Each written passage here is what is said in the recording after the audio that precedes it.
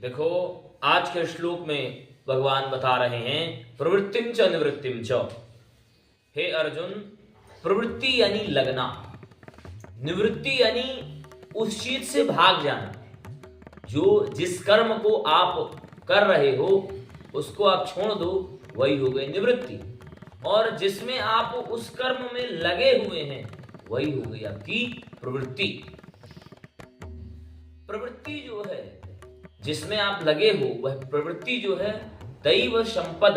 दैव संपद जो व्यक्ति होते हैं यानी जो भगवान का पूजन करें, भगवान की जो भक्ति करें, भगवान के बारे में हर पल जो चिंतित रहें, ऐसे लोग प्रवृत्त हो करके भगवान का जब स्मरण करते हैं तो वह दैवी संपदा वाले स्वभाव से वह युक्त होते हैं। परंतु इसके उलट वही क्या है, निवृत्ति यानी क्या हुआ कि जो भगवान के पूजन से दूर भाग करके संसार में लगते हैं।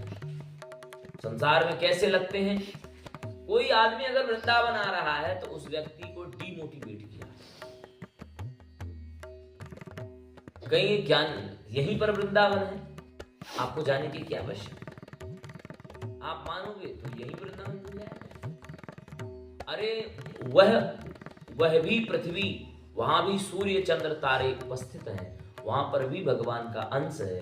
पर ये जो लीला धाम है और जो लीला धाम अन्य तीर्थ क्षेत्र हैं वह तो वही रहेंगे ना, तुम्हारा घर थोड़ी बन जाएगा। भाव से अपने घर में तुम रह सकते हो।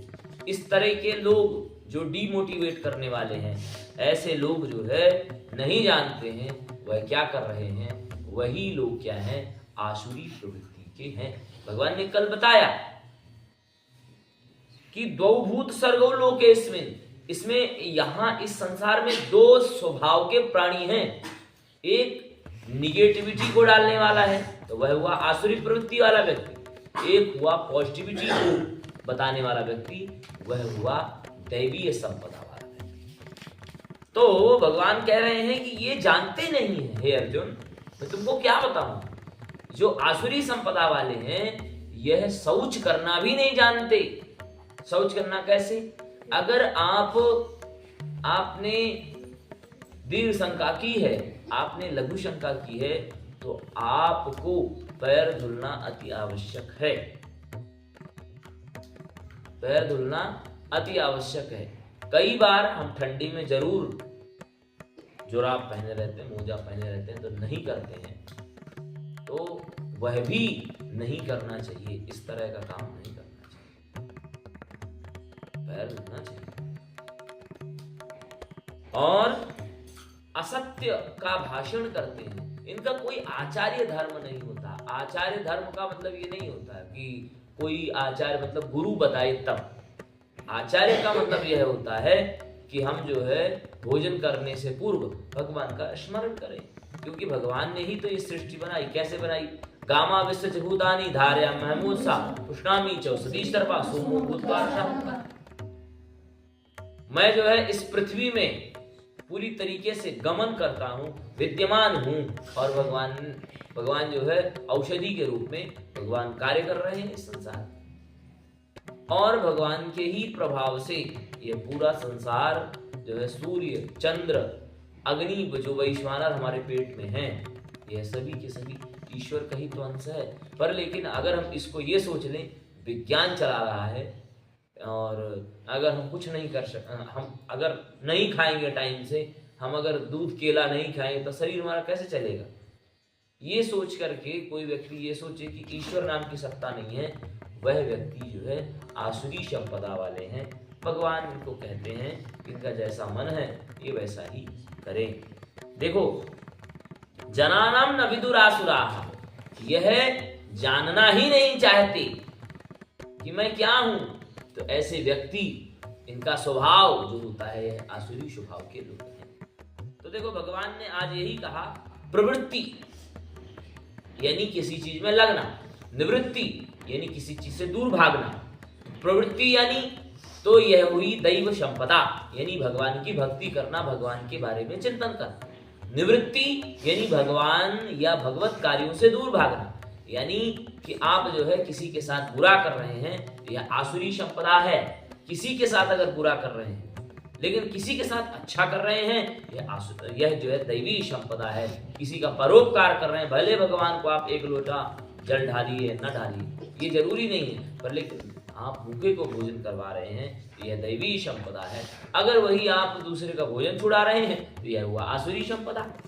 पर लेकिन भगवान ने कहा यह लोग जानना नहीं चाहते, मैं क्या बताऊं अर्जुन, और कहां तक कहूं तुमको। ऐसे जो लोग हैं, आसुरी संपदा वाले जो लोग हैं, वह शौच धर्म का भी पालन नहीं करना चाहते। यानी कि वह कई बार जो लोग स्नान नहीं करते, वह आसुरी संपदा वाले जो कहते हैं ना कि आज मेरा स्वास्थ्य सही नहीं है, आज मैं स्नान नहीं करूंगा, ये तुम अच्छा कार्य नहीं कर रहे हो। जिस दिन तुम्हारे अंदर ऐसे भाव आ रहे हैं कि मुझे स्नान नहीं करना, मुझे आलस्य लग रही है, यह क्या है? आसुरी संपदा है। दैवी संपदा क्या है? मुझे स्नान करना है, भगवान को नहलाना है, भगवान के प्रति सोचना है, यह आसुरी संपदा नहीं है, यह दैवी संपदा है। और जो सत्य भाषण करे, किसी भी परिस्थिति में अगर आप सत्य बोलते हैं तो सत्य जो है 1 मिनट के लिए आपको कोई व्यक्ति परेशान कर सकता है, पर लेकिन आपको ज्यादा देर परेशान नहीं करना। किसी भी चीज को झूठ बोलना है आपको, तो एक झूठ यानी उसको छिपाने के लिए 100 झूठ आपको बोलना पड़ेगा, इसीलिए सही बोल दो। परंतु ये कहना आज के टाइम पर उल्टा होता जा रहा है कि जो सही मार्ग में चलता है उसके साथ ईश्वर खड़ा होता है। पहले तो आनंद तो उसी को आता है जो झूठ बोलता है।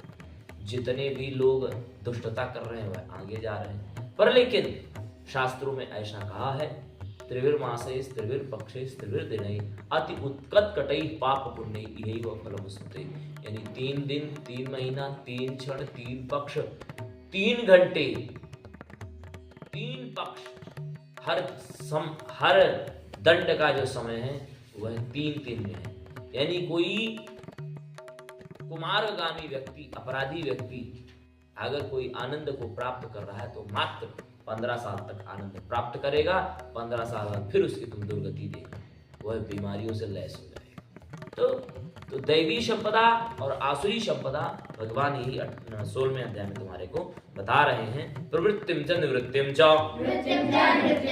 प्रवृत्तिम च निवृत्तिम च, जनानां न विदुरासुरा, जनानां न विदुरासुरा, न शौचं नापि चाचारो, शौचं नापि चाचारो, सत्यं तेषु विद्यते,